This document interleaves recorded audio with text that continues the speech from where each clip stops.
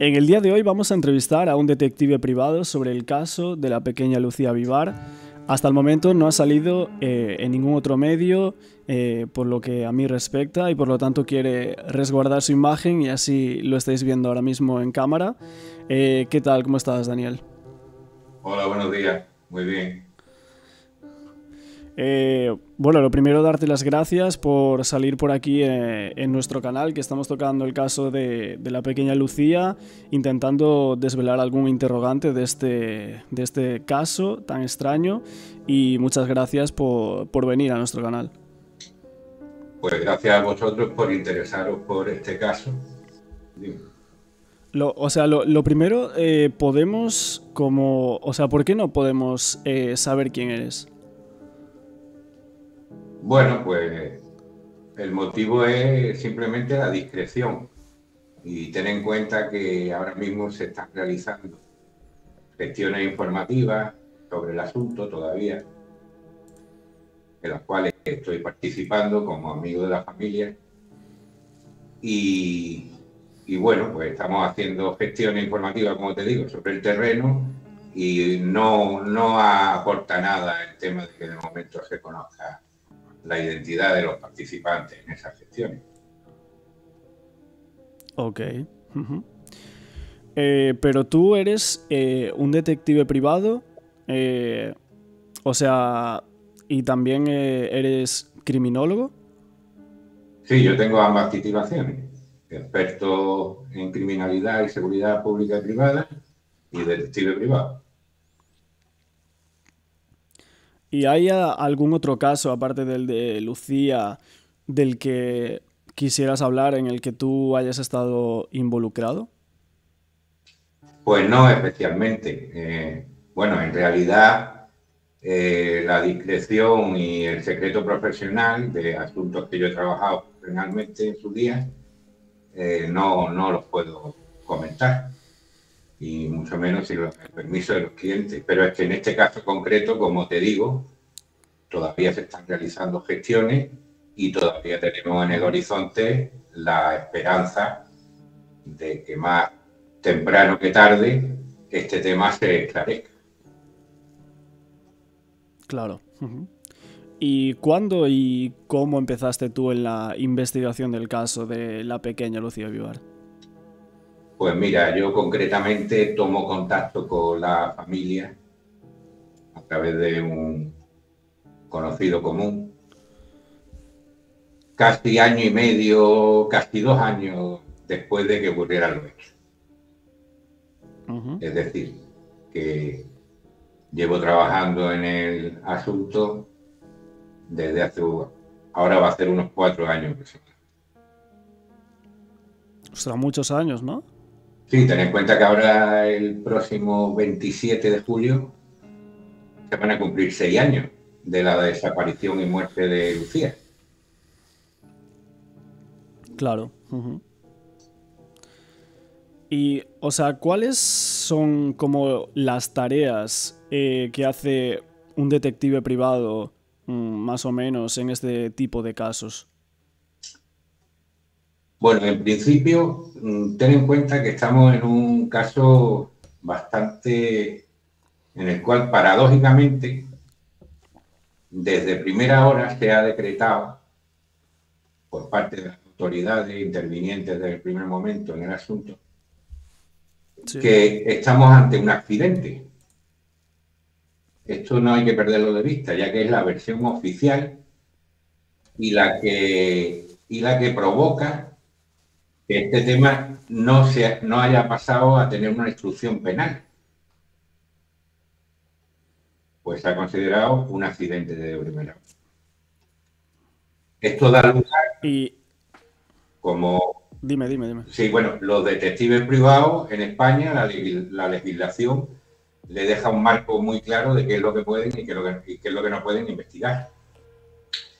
Y el marco de investigación de los detectives es siempre el ámbito civil. Entonces, paradójicamente, este caso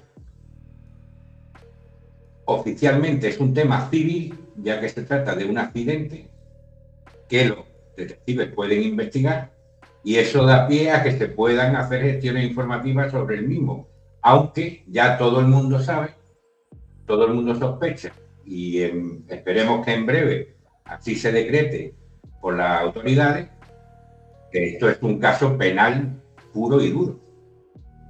Una vez se llegara a ese decreto, o una vez judicialmente se considerara, por decírtelo claramente, que la muerte de Lucía no fue un mero accidente, sino que hubo indicios de criminalidad y participaron terceras personas, automáticamente en ese momento serían las fuerzas del Cuerpo de Seguridad del Estado las únicas con potestad suficiente para hacer la investigación.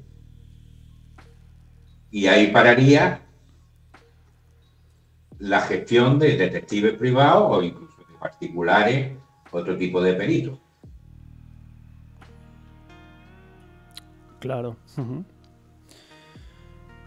¿Y qué es lo que más te llama la atención de este caso?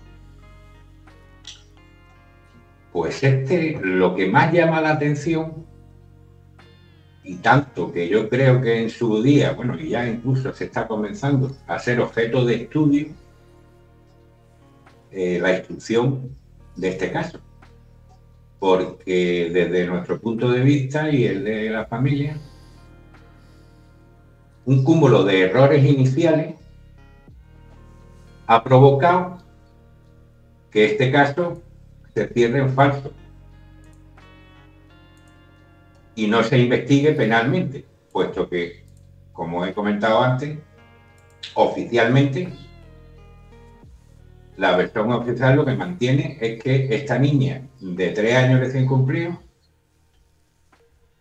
de noche cerrada, con un 7% de luz, en un momento dado se despista de la familia, que estaba a 2 metros, y empieza a andar hacia la oscuridad por una vía del tren durante 4 kilómetros, 200 metros, sin pararse, sin sentarse, recorre esa cantidad de metros sobre las vías del tren y luego se sienta en mitad de la vía hasta que es atropellada por un tren. Esa es la versión oficial y eso es lo que mantienen las autoridades.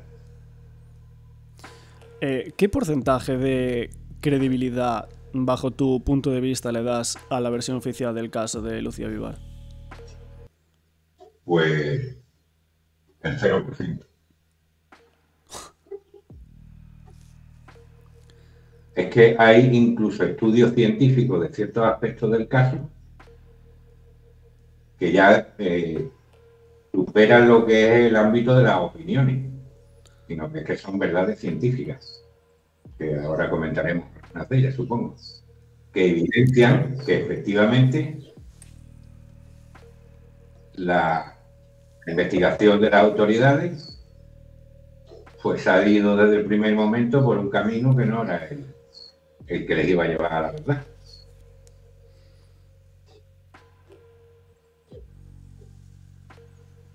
Ok. Vale, vamos a ir ahora al momento de la desaparición de Lucía Vivar. La pequeña desaparece sobre las 11:20 de la noche en esa parte del restaurante. ¿En qué parte justo estaba ella y dónde estaban sus padres? Bueno, pues la familia se había reunido a cenar en torno a las 10 de la noche en el bar de la estación de Pizarro. Sí. Este bar está justo a la espalda del andén por donde pasan los trenes. Y de hecho está ubicado el bar en las antiguas instalaciones, o en las instalaciones de la estación, lo que era el hall de la estación, y hoy es un bar. Entonces tiene una terraza aquí el bar y la familia de Lucía con la pequeña y sus primos pues estaban cenando en la parte de afuera, en la terraza. Sobre las 23:30 finaliza la cena, era un día laborable, y al día siguiente había que trabajar y a esa hora se levanta la familia, se disponen a pagar y pierden de vista a la niña, que había andado jugueteando por allí por los alrededores con sus primos. Pero fue justo cuando ellos iban a pagar. Cuando ellos se levantan para pagar, echan en falta a la niña, que la habían visto, según comenta la madre y algún otro familiar, pues 2 minutos antes estaba por allí por la zona y la habían visto perfectamente. Entonces se levantan, empiezan a despedirse y tal, y llaman a la niña, la echan en falta e inmediatamente se procede a la búsqueda por los alrededores. Ten en cuenta que la familia eran 5 personas mayores y estaban en una terraza donde había cerca de 60 o 70 comensales. Inmediatamente se crea la alarma y todo el mundo empieza a buscar por los alrededores.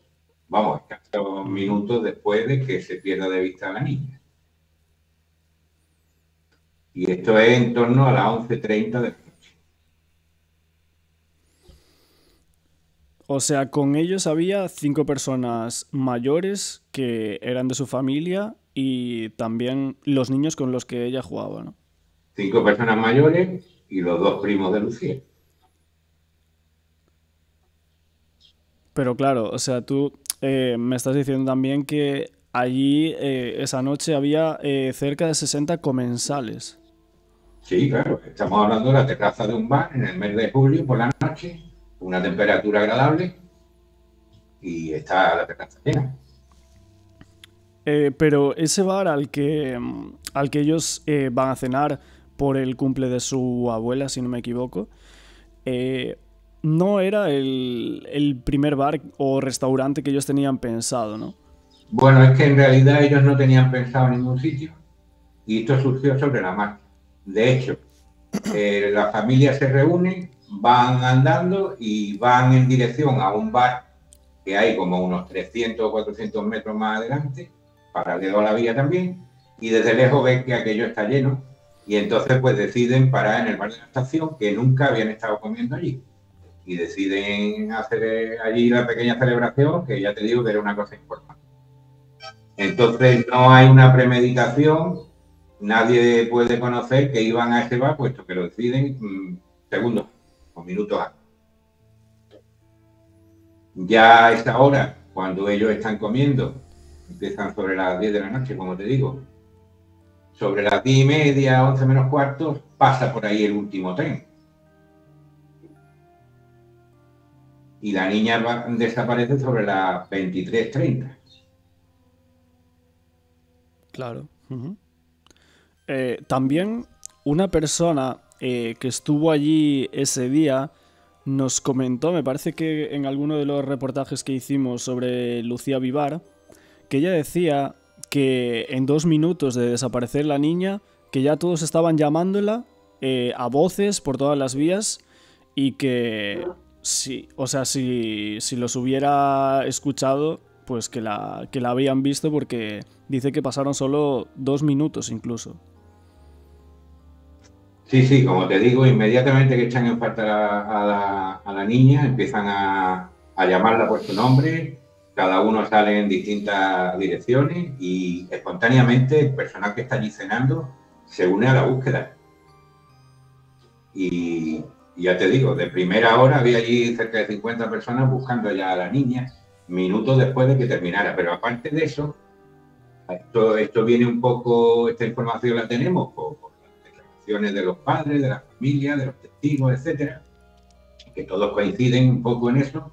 Pero es que además, posteriormente, cuando aparece la imagen de la niña andando, si no recuerdo mal, a las 11:37, 23:37 de la noche, pasa por un punto en concreto que está distante, unos 40 50 metros del bar donde estaba cenando la familia, y 2 minutos después aparece una persona corriendo con gran zancada, que luego se determina, se reconoce que es concretamente el padre de la niña.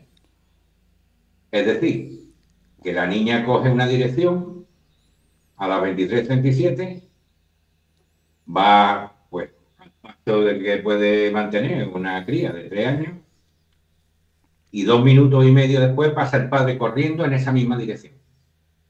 Y sin embargo, ni la ve, ni la oye, ni ella lo oye a él, que él iba, según comenta, según iba corriendo, iba lanzando el nombre de su hija a los cuatro vientos, a ver si encontraba alguna reacción. Claro, o sea, el minutado que pone en alguna prensa que yo tengo aquí apuntado es que se ve a Lucía a las 11:34 y después aprecia a un hombre corriendo por ese mismo pasillo a las 11:36 y luego vuelve de vuelta, esa misma cámara lo graba a las 11:37. Sí y no. Te estás refiriendo a dos personas distintas. Es decir, pasa la niña, luego pasa el padre corriendo y luego pasa una tercera persona. ¿Y esa tercera persona se sabe quién es? Sí, se ha identificado que es una persona a la que incluso se le tomó declaración, que es un crío que va a avisar a las personas que había en el tanatorio que está en dirección a donde la niña iba andando, como a unos 150 metros. Ese es otro dato que nos dice que la niña nunca llegó a pasar por allí. ¿Por qué? Porque había personas velando a un fallecido a unos 150 metros en esa dirección. Y nadie la vio ni la oyó. Pero es que unos 150 metros más allá, es decir, a unos 250 o 300 metros del lugar donde aparece la niña en la cámara, había un restaurante, y hay un restaurante que estaba lleno, hubo dos servicios de comida, se doblaron las mesas, digamos, que está justo a 1,5 metros de la vía, separado por una valla transparente, y se supone, según la versión oficial, que la niña pasó por allí también, y no se paró a llorar, ni ninguna de las decenas de personas que había allí esperando mesa la oyeron, ni la vieron tampoco. Esto es lo que nos da un poco la pista en principio de que muy difícilmente, casi de forma imposible, lo podríamos afirmar, la niña hiciera ese recorrido sin ser vista ni oída.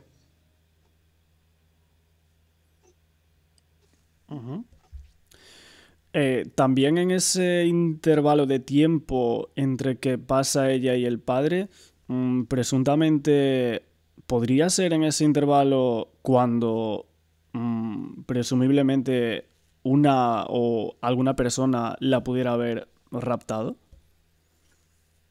Sí, esa es la hipótesis que tiene la familia y que todavía no se ha podido demostrar, pero que no hay nada en contra de tal hipótesis que haya aparecido de una forma fehaciente. En las imágenes famosas que aparecen, que son de una central eléctrica perteneciente a BIF, se ve a la niña que llega a la esquina de un casetón de maniobras que tenía allí Renfe. Ahí se la pierde de vista y la hipótesis es que justo en la zona que ya nos ve la cámara, paralela al casetón, alguien coge a la pequeña y la saca de la zona. Siguiendo con esta hipótesis, lo que piensa la familia y lo que se está investigando y lo que debería de investigar en su día, cuando se abra el caso penalmente, el Cuerpo de Seguridad del Estado, a instancia del juzgado que lleve el asunto, es que hubo un traslado de la niña, se la sacó de la zona. En algún momento la niña recibió un golpe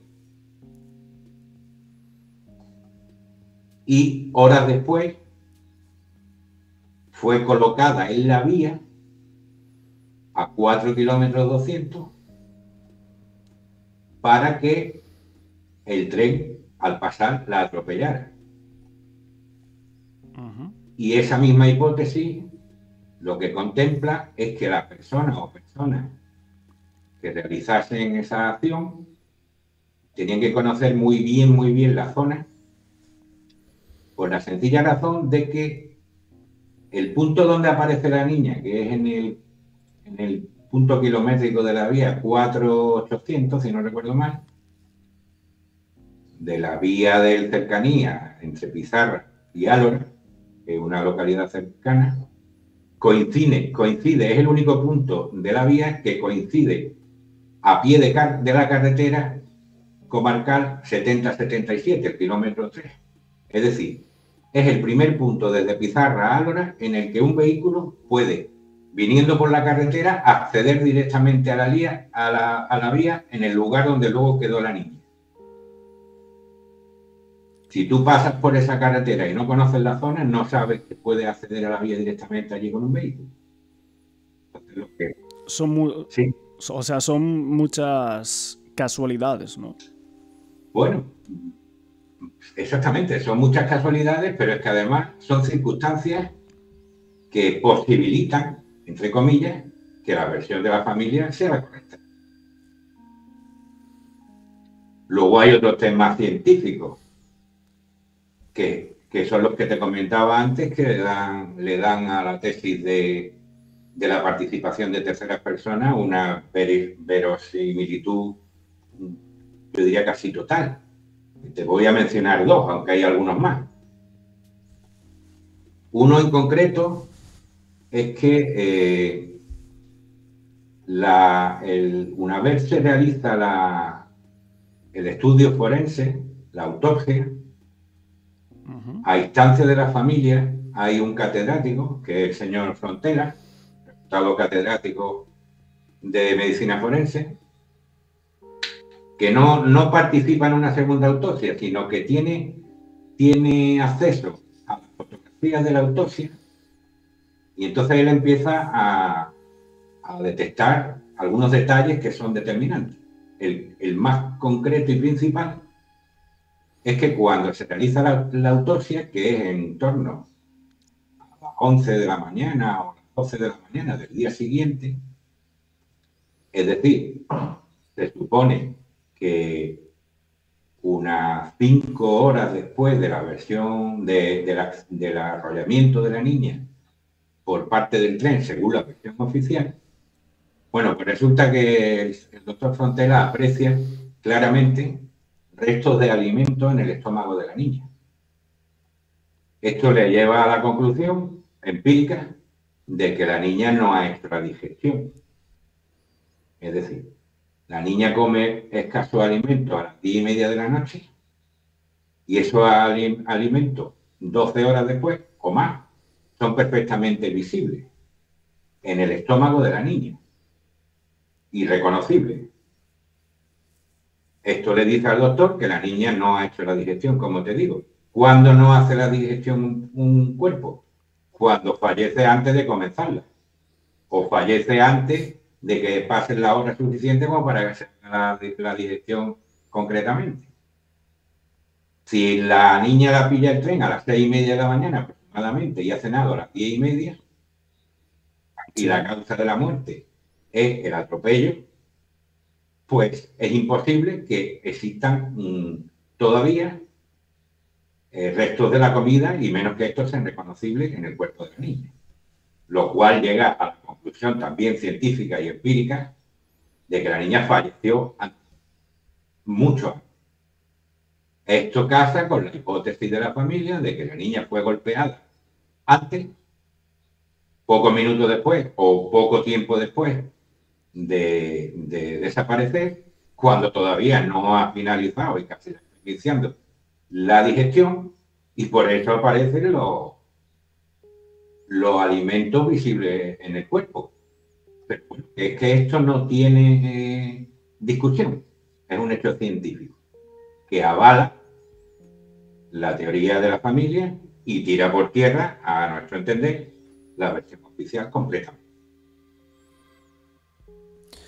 Sí, o sea, Luis Frontela me parece que databa la hora de muerte, incluso ponía una hora exacta que, si no me equivoco, o sea, la pondría por aquí en pantalla después, que era sobre las 5:30 de la mañana. Pero incluso nosotros entrevistamos a Lluís Duque, el criminalista forense, y su estudio determinaba o databa la hora de muerte en torno a 2 horas antes o varias horas antes de que ese tren pasara. Vale. Ten en cuenta que el tren creo que pasa sobre las 6:30 de la mañana. y para que los restos de comida todavía sean visibles en las fotografías que ve el doctor Frontera, que se realizan durante la autopsia, es que no puede pasar más de 2 o 3 horas. Por tanto, se descarta completamente que la niña falleciera por efecto del atropello. Pero es que podemos ir más lejos todavía de forma científica. Es que está ya demostrado que es casi imposible que hubiese tal atropello. ¿Por qué? Porque se ha hecho un estudio sobre las distancias que median entre los bajos del tren y lo que se llama la caja de la vía, el centro entre los dos raíles, que es donde aparece. Hay una distancia de 25 centímetros desde la parte más baja del tren al suelo, por decirlo de forma entendida, al lugar donde se encuentra la niña. La posición de la niña, después de ser hipotéticamente arrollada por el tren, es una posición de defensa. Es decir, acurrucada sobre su hombro y sobre su costado, y el cuerpo de la niña, el cuerpo de Lucía, acurrucada en esa posición, es menor de, la anchura es menor de 25 centímetros. Es decir, que otra vez hay un dato científico que nos dice que si la niña no se mueve de la posición en la que se encuentra, el tren pasa por encima y no la toca. Abundando en esta hipótesis, tenemos que decir además que ha quedado demostrado que el tren pasa 2 veces por encima de la niña. 2 veces. Y sin embargo, el cuerpo está en la misma posición siempre. Solo hay que ver un poco cuáles son los efectos de atropello y arrollamiento de personas y animales en cualquier tren, y ninguno de ellos va a aparecer en una postura de defensa acurrucada después de haber recibido un golpe. Entonces ahí ya tenemos 2 datos científicos, el del estudio forense y el del estudio sobre las condiciones, la situación física del tren con respecto a la carrocería y la posición del cuerpo, pues que nos abundamos en que la niña no la tocó el tren. Es decir, ¿esto qué nos da que pensar? Pues que alguien que conocía la zona, etcétera, etcétera, colocó a la niña allí para que el tema pareciera un accidente y un arrollamiento, pero no contaba con el hecho de que hay una distancia que impide que la niña, si no se mueve, sea arrollada por el tren. Y luego la posición que aparece la niña demuestra de nuevo que no ha habido arrollamiento, ya que el cuerpo no ha sido desplazado. Ten en cuenta que la declaración del maquinista, cuando le toman declaración en el juzgado, él dice que en el viaje de ida desde Pizarra todavía es de noche cuando va en esa dirección y ve un bulto en la vía. Cuando él llega a la estación de Álora, que es el final del trayecto, y desde ahí tiene que partir en dirección inversa hacia Pizarra minutos después, ya es de día. Es de día y ya se fija y reconoce algunos colores y le parece que es una persona. Pero no le da tiempo a frenar y pasa por encima de nuevo. Ahí es cuando comunica con su centro de control y dice, oye, mira, que voy a ver una cosa, la he repasado ya, voy a parar el tren y me voy a acercar allí. Y minutos después llama por teléfono, que esas llamadas todas están aportadas y registradas, en el que dice, oye, mira, que es la niña. Él baja, anda hasta donde encuentra el cadáver, la reconoce ya como la niña y lo comunica inmediatamente. Dice, oye, mira, que es la niña y la niña está muerta. Pero es que en esa misma conversación con el centro de control, el maquinista dice, yo no la he tocado ni para arriba ni para abajo. O sea, lo firma desde primera hora. ¿Por qué? Porque ellos son conscientes y a poco que te pongas en tema en estudiar un poco las circunstancias de los atropellos de de personas en la vía férrea, por más general, todos los maquinistas coinciden en lo mismo, que ellos sienten cuando hay un golpe, cuando han tocado a nadie. En este caso concreto, todavía era más creíble que no lo notara, ya que él tenía fijada la vista, el maquinista, tanto en el bulto que ve de noche como en los colores que ve de día. Tiene la vista fijada, pasa por encima y no nota golpe ninguno. Y como digo, y la posición de la niña, pues, a ver, todo confluye en lo mismo.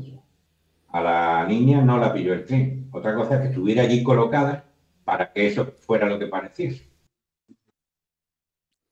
Claro.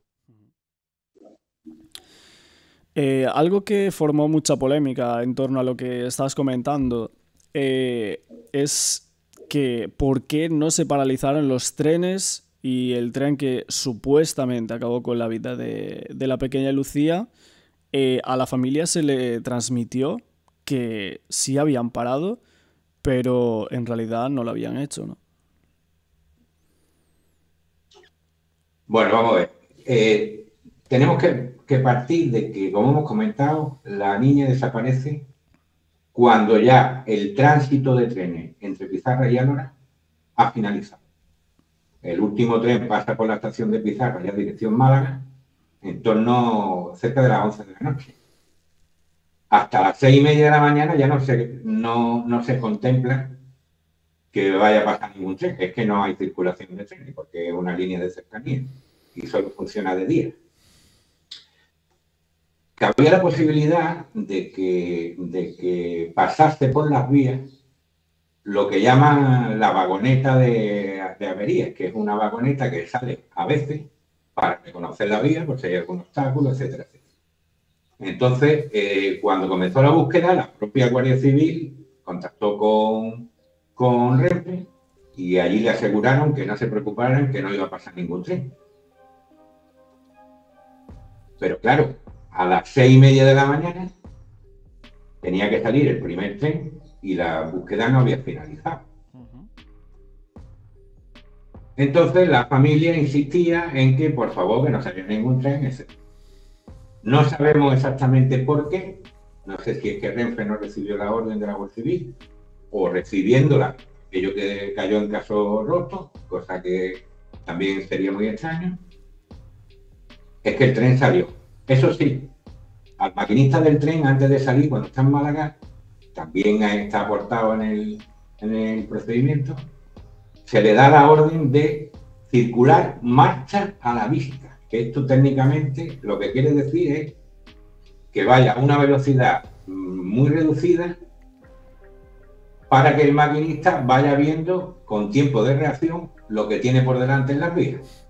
Pero se le dice literalmente, circulará con marcha a la vista por la estación de Pizarra, exclusivamente por la estación de Pizarra.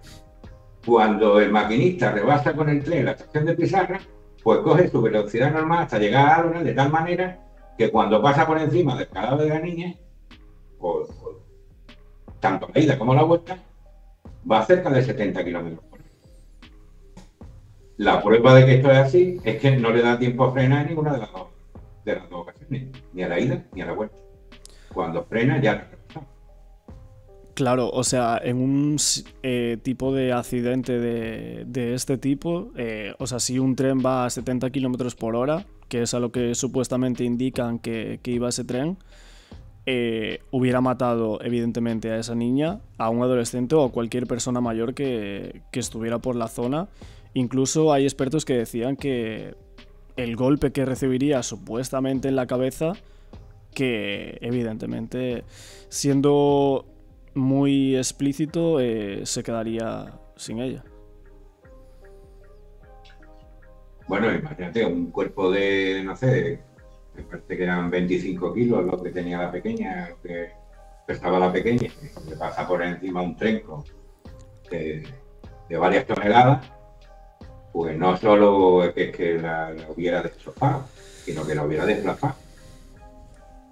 Ha habido cuerpos de personas que han fallecido por atropello que han aparecido a 100 y pico metros del lugar del impacto. Y aparte, imagínate si el tren encima pasa por encima y la toca, Es que, por no entrar en detalle, solo tenemos que pensar un poco en que el desmembramiento, etcétera, sería lo normal y lo habitual, ¿no? Otra de las cosas de las que se habla también en torno al caso es el tema del chupete.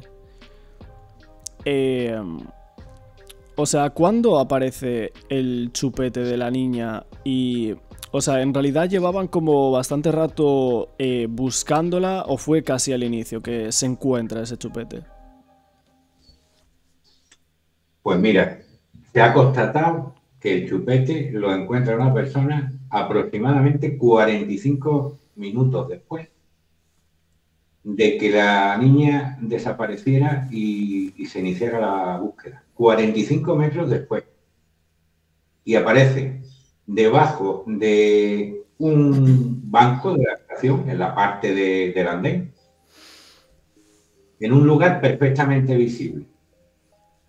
Y aquí tenemos que tener en cuenta una particularidad, que está constatada también, que cuando aparece ese chupete ahí 45 minutos después, que lo ve una persona que se acaba de incorporar a la búsqueda, por ahí han pasado ya pues varias decenas de personas en ambas direcciones buscando a la niña, porque está a escasos metros del mar. Y nadie lo ha visto. Y ahora llega este hombre, pasa por allí la primera vez, y algo que no han visto decenas de personas estando por allí cerca y pasando por allí, él sí lo ve. Aparte hay otro dato muy concreto, también constatado, y es que justo al lado del banco donde aparece el chupete hay una máquina expendedora de billetes que tenía una corredera bajada y que minutos antes se habían concentrado allí los familiares y varias personas intentando echar abajo esa corredera para ver si la niña de alguna manera es que se había metido allí dentro. Claro, y la habían forzado, ¿no? Incluso. Claro, estaban forzándola con idea, pero que esto está a medio metro del mar. O sea que Entonces, era imposible que no pudieran llegar a ver el chupete allí, ¿no? hombre, yo no diría que imposible, pero vamos, súper improbable, desde luego, parece que así es, ¿no? Parece que es que no hay otra. Claro, ¿esto a qué nos lleva a pensar? Bueno, ¿y si alguna persona, de alguna manera relacionado con la desaparición de la niña unos minutos antes, se hubiera quedado por la zona para ver qué pasaba, a ver qué tal? Y para despistar hubiera pasado por allí y hubiera dejado el chupete. Tiene lógica, ¿no? Tiene su lógica. Y No, no es una verdad absoluta que se pueda constatar, o todavía no se puede constatar, pero tiene bastante lógica. De hecho, tiene más lógica, mucha más lógica que hayan pasado por allí decenas de personas durante más de 40 minutos y ninguno haya visto el chupete. Y, o sea, la persona que encontró ese chupete, ¿se investigó a ese señor o se supo quién era? Bueno, la persona que encontró el chupete es una persona que reside en el extranjero, pero tiene casa allí. De hecho, se une a la búsqueda porque llega a su casa, que está a escasos metros de la estación, y ve el revuelo y se pone a participar y a ayudar. Y a esta persona se le toma declaración inicialmente. Creo que ya estaba en el extranjero y se le hace una videoconferencia o algo así, pero queda constancia judicial de la misma. Y posteriormente, amigos de la familia se han entrevistado con él y, bueno, mantiene la misma versión. Claro, pero, o sea, resulta como extraño o a nosotros nos resulta extraño viendo el caso, ¿no? Que los padres pasaran por allí, que cientos de personas casi ya pasaran por allí y que justo esa persona encontrara el chupete, ¿no? Bueno, puede resultar extraño, pero si tú imagínate que la hipótesis de la familia es la cierta, que la persona que lleva el chupete encima En un momento dado, está por la zona y en un momento dado, cuando no ve a nadie cerca, tira el chupete al suelo. Y el primero que pasa por allí es la persona que lo encuentra. Puede ser. Y podría ser, o una hipótesis que se maneja es que hubiera presunta participación de dos personas. Claro, en este caso concreto, si esto fuera verdad, esta hipótesis en la que estamos planteando, alguien tendría que estar con la niña. Si hay otra persona que llega allí, participa en la búsqueda, tanto de las gestiones, para ver lo que se puede hacer, y tira el chupete, pues ya estamos hablando de dos personas. Pero bueno, estos son elucubraciones, no dejan de ser. Claro. También, o sea, y finalizando con lo del chupete, ese chupete se encuentra en dirección contraria a donde Lucía fue encontrada. Este chupete se encuentra en dirección contraria a donde la cámara posteriormente constata que Lucía salió andando. Es decir, este chupete está, si tú te plantas en el andén de la estación, hacia tu izquierda, dirección Cártama, está en un banco que hay justamente en el andén. Y la niña coge la dirección, como se puede ver en la cámara, hacia la derecha, en dirección al norte. O sea, hablando de los 4 kilómetros que en algunos medios, en cuanto a este caso, algunos ponen que fueron 3 kilómetros, otros ponen 3,5, pero en realidad fueron más de 4 kilómetros que tuvo que andar la niña, ¿no? Son 4 kilómetros, 200 metros, lo que hay por la vía del tren, desde la estación de Pizarra al lugar donde aparece el tren. Exactamente. Y o sea, el camino que tuvo que recorrer la niña es, o sea, 100% todo por la vía del tren hasta llegar al punto donde fue encontrada. Sí, sobre los tapones de la vía, sobre los palazos de la vía, que son las piedras que hay, que por cierto son puntiagudas todas. Tiene que andar todo ese camino con unas sandalias de verano y sobre todo hacia la oscuridad o rodeada de oscuridad, de ladridos de perros, de un recorrido inverosímil y absurdo.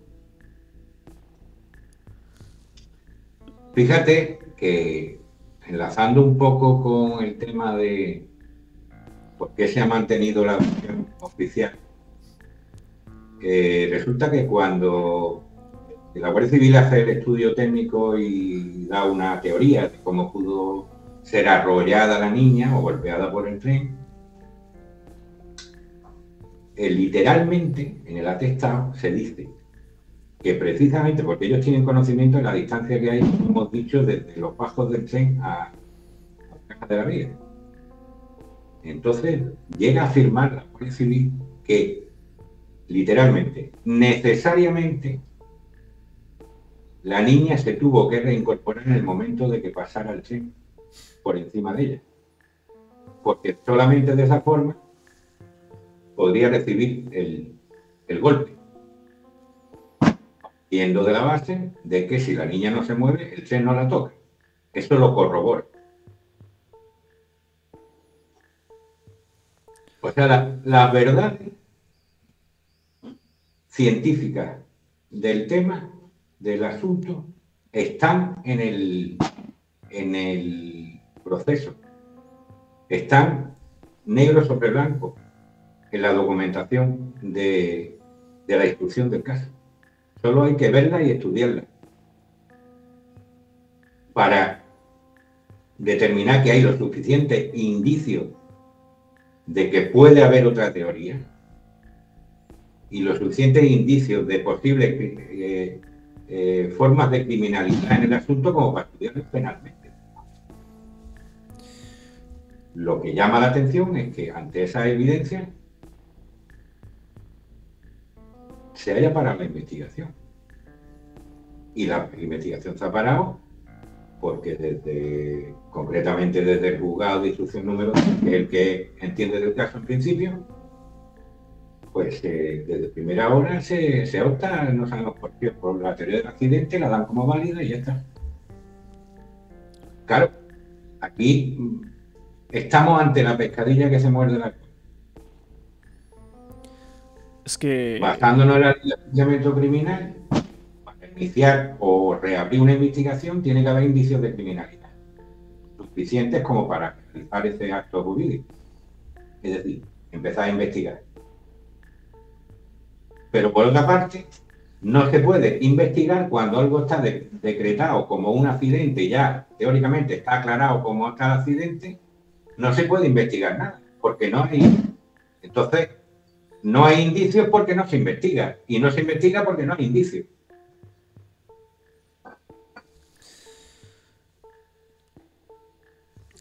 ¿Hay alguna cosa que tú, investigando el caso de la pequeña Lucía en estos casi 4 años que habías dicho al inicio, alguna cosa que no haya salido en prensa que ahora en esta entrevista, en este canal quisieras o pudieras contar? Bueno, mira, sin personalizar el tema, te digo que hay varios profesionales trabajando en el caso 6 años después, y que algunos de ellos han aportado estudios científicos, gestiones informativas y hipótesis y teoría con bastante fundamento, que lo que hacen es abundar en el tema de que aquello no fue un accidente. Estamos seguros de que la niña fue retirada de la zona de la estación por parte de algunas personas o personas que en algún momento dado recibió un golpe que le causó la muerte, en ese mismo momento o posteriormente, que después fue depositada en el tren para que pareciera un accidente, y que paradójicamente ha salido con la suya, de momento. Sin embargo, con la misma fuerza estamos convencidos de que al final la evidencia y los hechos son tozudos, y esto se tiene que retomar porque quien tiene la preparación y los medios oportunos para investigarlo, y esto llegará el momento en que sea así, que no es otra cosa que ser investigado por unidades especializadas de la Fuerza y Cuerpo de Seguridad del Estado, que es lo único que pide la familia. Totalmente, sí, sí. Una de las cosas que muchos nos llegamos a preguntar sobre este caso es qué móvil podría haber para llegar a realizar un homicidio de este tipo, cuando ni siquiera el móvil no sería móvil sexual, por ejemplo. ¿Cuál crees tú que sería el móvil? Pues mira, yo personalmente no tengo una idea clara de cuál sería el móvil. Entre otras cosas porque yo personalmente a esta altura no le doy importancia, porque nos estamos centrando en que se reinicie la investigación por parte de quien tiene que hacerlo. A partir de ahí, eso es lo importante. Después ya el establecimiento de móviles, etcétera, etcétera, que es una cosa secundaria, correspondería a quien tiene que corresponder y a quien ha debido corresponder de primera hora, que como digo es a las fuerzas investigadoras oficiales del asunto. Investigando un poco el caso y haciendo algún reportaje al respecto, uno de los móviles que muchos pensamos o comentamos es que quien lo hizo, que conocía a los padres y que la niña también podría llegar a conocer a esta persona, y que el móvil podría haber sido envidia, venganza, celos o similares. Te vuelvo a decir, yo no tengo un criterio formado sobre eso y ya te digo, tampoco le doy mayor importancia de momento. Ok. Una vez se abriera una investigación oficial del tema y sobre posibles móviles, ayudarían a las fuerzas de seguridad del Estado a buscar en una dirección o en otra. Pero ya te digo que no hemos llegado ahí todavía. Y lo importante es que se determine que hay bastantes posibilidades y hechos científicamente comprobados que apuntan a que aquí hubo indicios claros y hubo unas acciones criminales, que es lo que abriría la puerta a que se investigara penalmente como debe de hacerse, que esta es la paradoja del tema, que hay muchísimas pruebas y evidencias que la versión oficial ha sido equivocada y están las autoridades a tiempo todavía pues de corregir su error y tirar para adelante y cumplir con su obligación y como mínimo investigar el tema. Y la persona presuntamente que raptó a la niña, ¿podría ya, o sea, ella podría llegar a conocerlo? No lo sé. Yo no lo sé. Yo lo que sí te digo es que si nosotros estamos en lo cierto, por ahí hay una persona que ha participado directamente en una muerte, bien por homicidio, bien por asesinato, que está suelto y está libre. Y estamos en lo cierto nosotros. También hay otra cosa que salió bastante en prensa, es el famoso bote de cloroformo que apareció a unos metros del lugar de la desaparición. ¿Dónde estaba ese bote y quién fue quien lo encontró? Vale, ese bote no estaba a pocos metros, estaba a cientos de metros del sitio y estaba, esto lo ha comprobado la familia, vamos, las personas que colaboran con la familia, y ese bote se sabe perfectamente su procedencia, un bote de un producto que se utiliza para una función profesional que se realiza en la zona, que no te podía nombrar porque no viene a caso, Vale. y entonces ese bote entendemos que no tiene nada que ver con el tema. O sea, ese bote de cloroformo no tiene nada que ver con la desaparición y posterior muerte de Luciano. Pensamos que no, sin descartarlo 100%. Vale.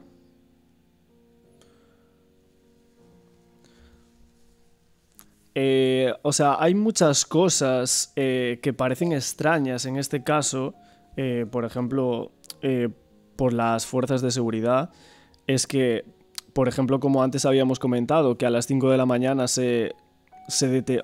las 5 de la mañana se detenía la búsqueda, o la Guardia Civil decía que ordenaban suspender la búsqueda y los vecinos se quedaban perplejos. Sí, lógicamente, como cualquiera que tenga cierto conocimiento de cuáles son las rutinas de actuación y pautas de comportamiento normal de las fuerzas y cuerpos de seguridad del Estado, una búsqueda en la cual concretamente se está buscando a una pequeña de 3 años, pues salvo que hubiera unas condiciones climatológicas terribles o hubiera peligro para terceros o hubiera peligro para la propia fuerza actuante, no cabe en cabeza humana que esta búsqueda, así como así, se paralice a espera de no sabemos qué. O sea, pero no se sabe el por qué, o sea, no dieron ninguna explicación a eso. No sabemos. Supongo que las unidades que participaban en ese momento recibieron la orden de cesar la búsqueda a las 5 de la mañana, como así fue, a la espera, suponemos, de que amaneciera. Fíjate la importancia de este tema. Si se hubiera seguido buscando y se hubiera ordenado la búsqueda y algún grupo de participantes o bien de la Fuerza y Cuerpo de Seguridad del Estado o los propios vecinos hubieran seguido buscando, imagínate que hubieran llegado al punto donde luego apareció la niña y allí no hubiera nada. Se les caía un poco el montaje a estos presuntos autores del tema. Ya. Por eso digo que ha sido un cúmulo de circunstancias, pero vamos, que el tema de que se paralice la búsqueda de una niña de 3 años llama un poco la atención. Porque haya algún criterio profesional que a nosotros se nos escape que determinara que alguien diera esa orden. Pero bueno, parece bastante improbable. También otra de las cosas que resulta extraño que a la gente comentaba sobre el caso era que hacia la búsqueda habían traído perros para buscar a la pequeña Lucía, pero que estos perros que eran de venteo y que no eran de rastreo. O sea, que los perros estaban como dando vueltas por la estación, o sea, sin ninguna forma de poder hallar nada porque no eran perros adecuados para esa búsqueda, ¿no? Yo eso lo desconozco. Sí, he oído lo mismo que tú estás comentando, pero desconozco exactamente si esto es así exactamente o no. Lo que sí sé es que los perros vinieron de Sevilla, de la comandancia de Sevilla, y que los perros estaban iniciando la búsqueda prácticamente por la zona de la estación de Pizarra, y poco tiempo después aparece el cadáver, porque es avistado por el maquinista. También te quería preguntar si se investigó, si había registros de algún otro caso de desaparición de menores por esa zona o alrededores, o aparición de niños o adolescentes que aparecieran en extrañas circunstancias en ese pueblo o alrededores. ¿Se tiene constancia de algo así? A mí lo que me ha llegado es que extraoficialmente aquella misma noche hubo un comentario en el que se nombró a una persona que en su momento, una persona que residía en la zona, que en su momento había sido acusada o había cumplido condena por temas relacionados con menores. Y se comentó que a ver esta persona dónde se encontraba, etcétera. Hacía tiempo que no lo veían por el pueblo y tal. Pero bueno, una cosa así de forma espontánea y tal. Y luego desconozco, aunque me temo que no se hizo después nada, pues ya que se paró la investigación por que era un accidente, no se investigó en esta línea. No obstante, lo desconozco al 100%. Es lo único en cuanto a que haya casos parecidos y anteriormente en la zona, a mí no me consta ninguno. Y lo del señor ese que comentas tampoco se investigó nada, ¿no? Por esa vía. No lo sé, pero creo que si se detecta, se decreta que hay un accidente, pues ya no hay que buscar culpables. Ya. Y aquí volvemos otra vez a lo que hemos comentado, si la instrucción, si el caso se archiva, la Guardia Civil en este caso deja de investigar, como es normal. Es que hay cantidad de cosas que se pueden investigar, hay cantidad de... La familia está preparando y tiene preparado mucha información compendiada en una especie de dossier, que ojalá el día que esto se reabra se le pueda aportar a la Guardia Civil, donde hay, sin haber pruebas evidentes, pero sí hay indicios suficientes como para que de ahí nazcan ciertas líneas de investigación. Cuales no te puedo dar datos en concreto, pero hay cosas muy significativas que si en su día una unidad de investigación policial cuenta con este apoyo de la familia para recibir esa información, pues es muy probable que de ahí salgan algunas líneas de investigación que pudieran dar lugar al esclarecimiento de los hechos. Que bueno, que es la postura de la familia desde el minuto uno. Colaboración total con las fuerzas del Cuerpo de Seguridad del Estado, porque son muchos años ya haciendo gestiones y de ahí han salido cosas muy, muy interesantes y que pueden apuntar a varias direcciones. Lo que hace falta es que se reabra la investigación, vuelvo a insistir, porque es algo tan simple como eso. Pero hay cosas de este caso que, bueno, veo que tú sabes, que seguramente si salieran pronto o vayan a salir, o sea, ¿van a salir pronto a la prensa o va a tardar más? Bueno, más que a la prensa, lo que va a salir, esperemos que más pronto que tarde, son aportaciones al juzgado directamente por parte de la familia de ciertas ciertos estudios, ciertas cosas en las que han participado profesionales, para, de nuevo, intentar a ver si se reabre. Eso es lo que pasa. Esto es fruto de que es la familia a nivel particular la que está investigando el tema, porque esto no lo investiga nadie, sino son ellos hasta el momento. Parece que muchas veces, en muchos casos de este tipo, tiene que ser casi la familia quien investigue los casos. Vemos en muchos casos de desaparecidos que nosotros tocamos por aquí, algunos sucesos como este, que tiene que ser la familia la que casi investiga a fondo lo que es el caso. Yo lo que te puedo decir es que estoy convencido de que, paradójicamente, este va a ser un asunto que el día de mañana se va a estudiar en universidades, en estudios de criminología, incluso objeto de estudio por parte de las fuerzas y cuerpos de seguridad del Estado, objeto de estudio desde el punto de vista criminológico, judicial, etcétera, etcétera, como un caso que una acumulación de circunstancias desfavorables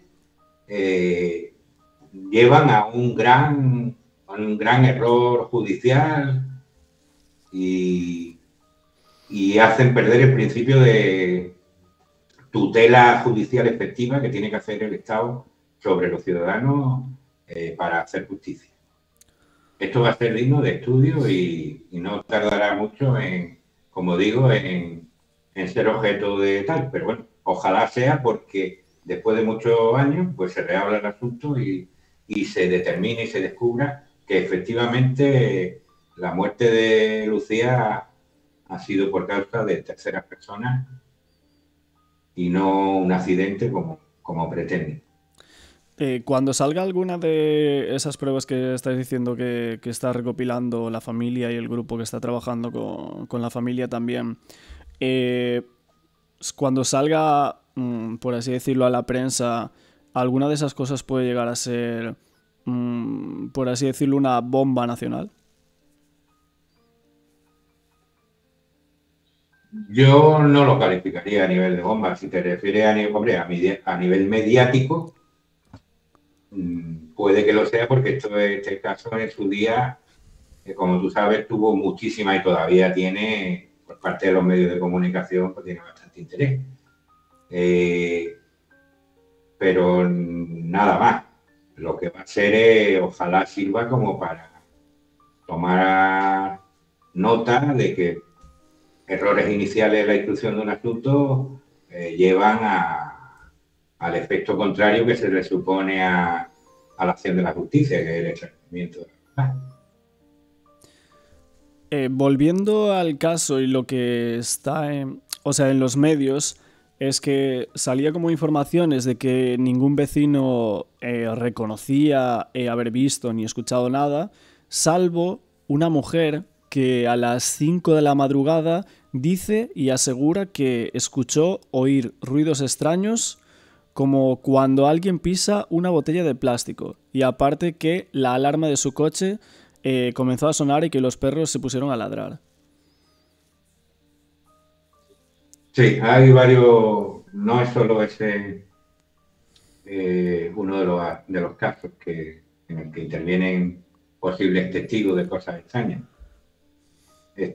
Concretamente al que tú te refieres, es una familia que vive a unos 400 metros del lugar donde apareció Lucía, en un lugar cercano a la vía, y sí que aquella noche calurosa están con las ventanas abiertas, aunque están durmiendo, y en un momento dado, en torno a las 5 de la mañana, una cosa así, escuchan un ruido, llegan a escuchar incluso una voz ronca y les salta la alarma de su vehículo, no sabemos por qué, y ya está. Y lo que pasa es que no le da mayor importancia y es al día siguiente cuando caen en la cuenta de conocer lo que ha pasado, que pudiera tener algún tipo de relación con lo hecho. Esta familia declara la Guardia Civil y esto lo tiene la Guardia Civil. Bueno, lo tiene juzgado, como tiene que ser, porque se le toma declaración en los primeros momentos. Hay más casos. Hay una persona que va conduciendo su vehículo y ve que justamente en el sitio de acceso al lugar donde en la carretera, el lugar donde aparece Lucía, este sitio, este punto kilométrico, kilómetro 3 de la carretera 7077, lleva un coche delante y de pronto tiene que frenar bruscamente porque este coche se mete a la derecha justamente para la zona esa, a esa hora, 5 de la mañana. Incluso le dice a la Guardia Civil cuál es el modelo del vehículo. Posteriormente, incluso, esta persona cree reconocer ese vehículo en la zona. Y ahí se pasan cosas. Ya está. No se le da más importancia. Hay otra persona que también está circulando por esa carretera, por las inmediaciones, a una hora cercana. Esto era antes, era cerca de las 3 de la mañana. Una persona que viene de su trabajo y va conduciendo sola en el vehículo y va hablando con un familiar por teléfono, porque lo suele hacer así por el tema de tener cierta precaución cuando va conduciendo sola por zonas solitarias y tal, va hablando con hermanos libres y tal, y le comenta a este familiar que tiene que hacer un frenazo brusco porque hay un coche que está en la zona, también en el punto este cercano, en fin. Hay varios testimonios de movimientos de personas que no se han terminado de comprobar. Claro, o sea, esas dos vías que tú comentas de esos dos coches no se llegaron a investigar a fondo, ¿no? No se llegaron a investigar a fondo y en algunos de los casos que hemos comentado, la familia ha hecho alguna gestión informativa al respecto.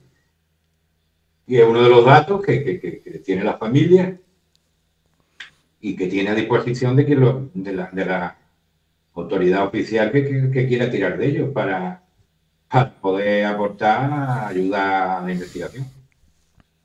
Pero el caso está cerrado, entre comillas. Ya. Y del coche ese que tú comentabas al inicio, que esa persona hasta dijo cuál podía llegar a ser el modelo y todo, ¿se llegó a conseguir saber cuál era el coche y la persona que iba en ese coche? Se hizo alguna gestión con respecto a la posible propiedad de ese vehículo. Nada de conductores ni nada. Porque ya te digo, porque tampoco tiene la familia en medio para ir más allá. Estas son las líneas de investigación que una vez que la familia los pudiera aportar, pues sería los cuerpos de seguridad del Estado los que tendrían los medios y la oportunidad de seguirlas, que algunas le llevarían algo y otras no. Pero temas que están parados. Y de esas 3 vías que estamos comentando, de la señora que escucha los ladridos, esos 2 coches y tal, ¿a ti cuál crees que sería la vía o de esas declaraciones más probable para llegar a investigar a fondo esa parte? Pues yo es que creo que no hay que prescindir de ninguna de ellas. Porque son relativamente sencillas de seguir. Y cuando haya un equipo especializado trabajando en el asunto, pues seguro que tirarán a por todas. Luego irán descartando, como se suele hacer en las investigaciones penales normales. Surgen varias hipótesis y se van descartando o no, o se va profundizando en ellas en razón a los indicios que vayan apareciendo. Y hay más cosas. Hay incluso personas que han señalado a otros posibles autores. No te puedo dar más datos. Te digo que hay en dónde investigar y en dónde tirar con toda seguridad. El maquinista, ahora que lo recuerdo, que justo en esa zona, él me parece que da unas declaraciones que dice que incluso a la hora que ella ve a la niña, ve a un coche salir por esa carretera que había justo en ese punto donde habían dejado a la niña. Sí, lo que ve concretamente es una furgoneta en las inmediaciones y que pasa por el lado de donde aparece la niña. Pero ten en cuenta que esto el maquinista lo observa una vez que ya ha traspasado el cuerpo de la niña, se ha parado, ha comprobado que era la niña la que estaba allí y deja el tren parado y está a la espera de que llegue la policía. Entonces, a esta hora de la mañana hay cierto tránsito normal de vehículos. También lo declara el maquinista en sede judicial, eso. Pero podría ser, o una de las hipótesis que pensamos es que esa persona que estuviera allí con la furgoneta esperando a que el tren pasara y que justo viera a la niña y ahí se diera la fuga. Sería elucubrar por mi parte decirte un sí o un no. No tengo criterios sobre eso, pero ya te digo, cabe la posibilidad también de que fueran personas que salen de su trabajo, o sea, de su casa para dirigirse al trabajo por aquella zona y están viendo un tren parado en un sitio inusual, pues se para un momento y no lo sé. Claro. Y de las hipótesis anteriores que estábamos hablando de esos coches que varios testigos declaraban, ¿alguno de esos vehículos en los que declaran esas personas podría llegar a cuadrar con este vehículo, esta furgoneta que declara el maquinista? Por lo que yo sé, no. Por la información que tenemos nosotros, no. Y bueno, para finalizar, ¿crees que lo de Lucía fue premeditado y por una o varias personas? ¿O que fue, por así decirlo, momentáneo? Mi intuición, y repito que esto lo de una forma intuitiva, no tengo ningún dato que me haga Vale. opinión. Yo creo que esto fue una cosa casual, que intervino el típico merodeador que aprovecha una oportunidad cuando le surge y cuando no, bueno, cuando no pasa desapercibido. ¿Por qué? Pues por lo que dijimos al principio, porque la familia no tenía elegido el sitio ni la hora. Entonces es difícil preparar el tema si no lo sabes. Más bien es que coincidas en el tiempo y en el mismo lugar, una persona con ese instinto, y se la juegue y aproveche la ocasión. Que por parte ya se ha visto en más ocasiones que es perfectamente posible, en otros desgraciados casos que han surgido. Pero entonces la vía de que fueran varias personas sería un poco extraña, ¿no? Llegaría a parecer rara. Salvo que en principio hubiera una sola y una vez ha realizado los primeros actos del tema, pida ayuda. También puede ser. Ok, bueno, un poco por aquí esta entrevista, que la verdad es que ha durado bastante porque se me iban ocurriendo muchas preguntas, porque la verdad es que este caso tiene muchas incógnitas, demasiadas, como nosotros solemos decir, casualidades muy extrañas. Y nada, darte las gracias a ti por estar aquí durante este tiempo y darnos tu tiempo para contestar algunas preguntas sobre este caso, que todos tenemos muchísimas dudas. Pues nada, gracias a vosotros. Sí quería hacer un último apunte, Sí. si te parece, porque al fin y al cabo aquí lo que estamos intentando es remover el asunto entre todos, de manera que se inicie una investigación oficial y la verdad llegue a buen puerto, ¿no? Entonces, simplemente aquí comentar que las familias tienen un teléfono abierto para personas que, por mínima información que le parezca que tenga, aunque no crea que sea de mucho interés, pero que pudiera estar relacionada con el caso, se pueden poner en contacto y con una confidencialidad total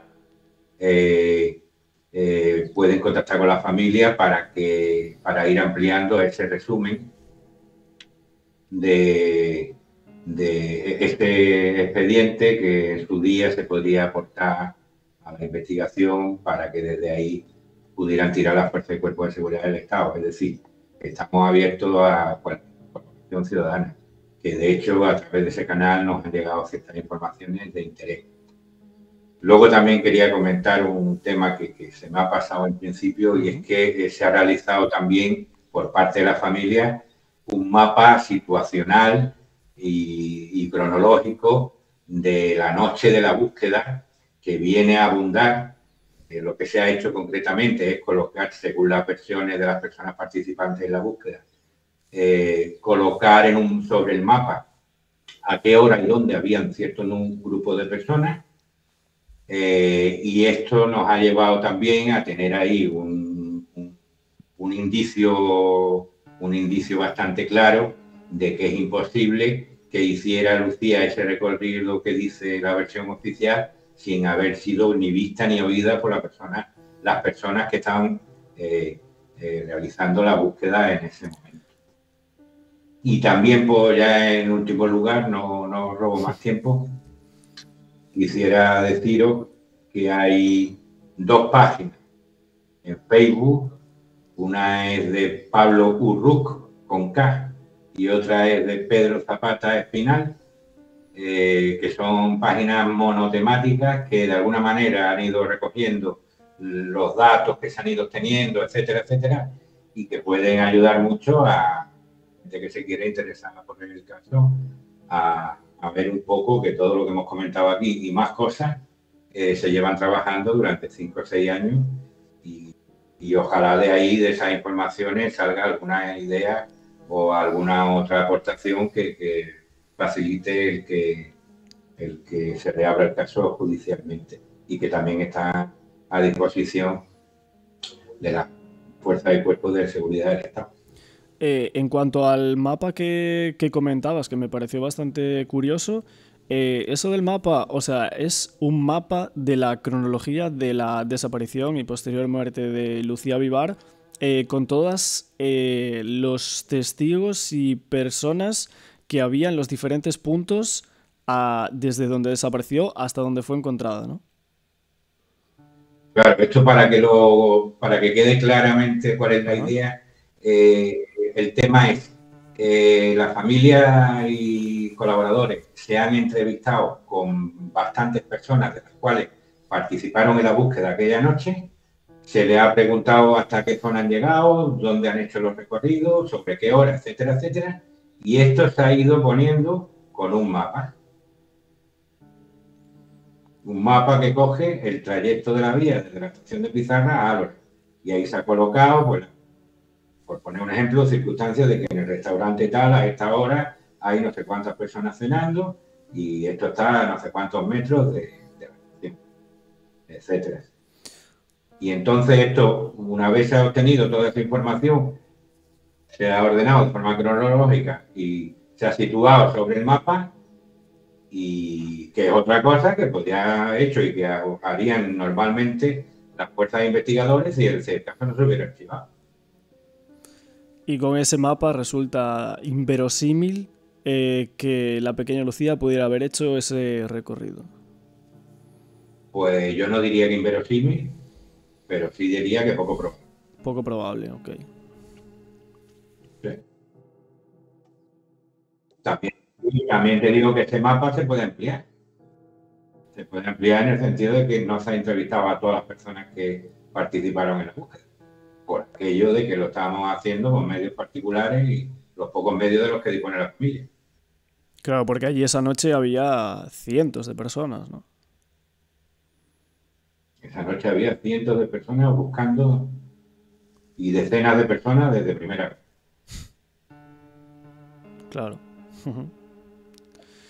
Nada, pues muchísimas gracias, Daniel, por esta entrevista, y seguiremos en contacto, veremos a ver qué más puede salir de este caso y demás preguntas que te podamos hacer y tal. Estaremos también viendo a ver qué puede salir, y también sacando todo de este caso, que la verdad es que es un caso muy extraño, de los más extraños que ha habido en la historia reciente de España y que todos estamos al tanto y sobre todo en este canal que seguimos tanto estos casos. Pues nada, lo dicho, muchísimas gracias a vosotros y a vuestra disposición.